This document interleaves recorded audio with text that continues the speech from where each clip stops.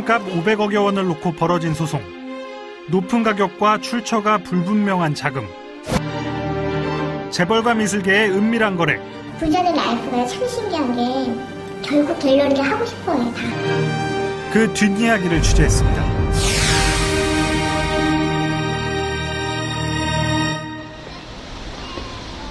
미술에 관심이 없는 사람이라도 한 번쯤은 들어봤을 화랑 서미갤러리.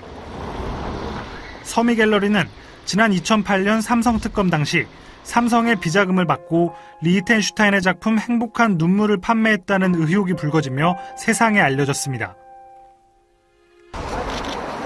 홍성원 씨는 2년 전엔 국내 미술계의 대목격인 이건희 삼성전자 회장의 부인 홍라희 씨에게 500억 원대의 그림값을 못 받았다는 소송을 내며 이목을 끌기도 했습니다.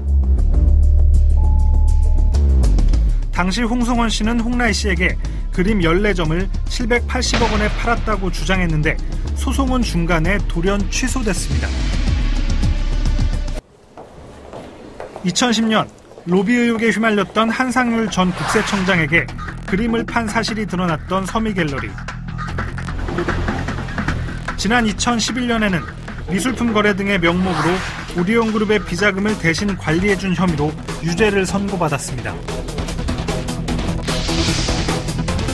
이 과정에서 당시 시가 20억 원 상당의 앤디 워홀 작품 플라워와 55억 원가량인 프란츠 클라인의 페인팅 11이 이들 사이에서 거래된 것으로 드러났습니다.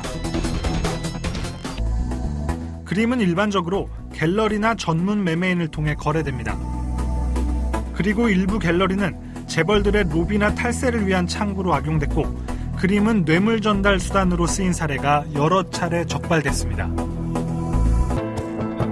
지난 14일 한 경매회사에서 색다른 미술품 전시회가 열렸습니다.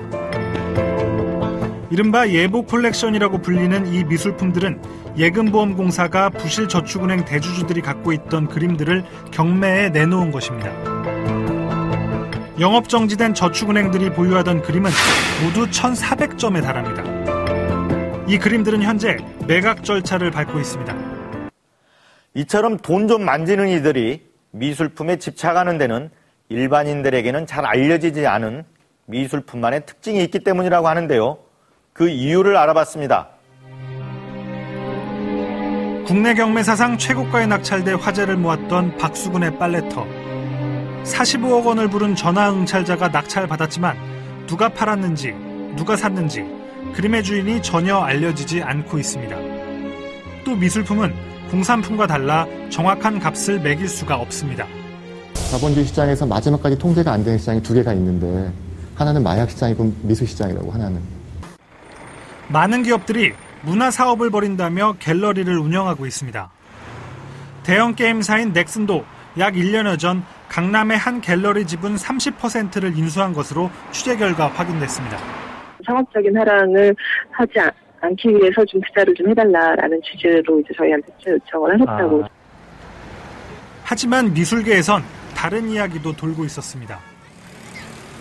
2대, 3대 자녀들이 또 모임이 있는데 그 모임에서 후원해주는 것 중에 하나가 연결돼 있다. 이렇게 얘기도 해요. 작품을 이제 딜해오는 루트가 굉장히 좋다고 들었어요. 재벌들은 왜 갤러리를 소유하려 할까? 부자들 라이프가 참 신기한 게 결국 갤러리를 하고 싶어요, 다.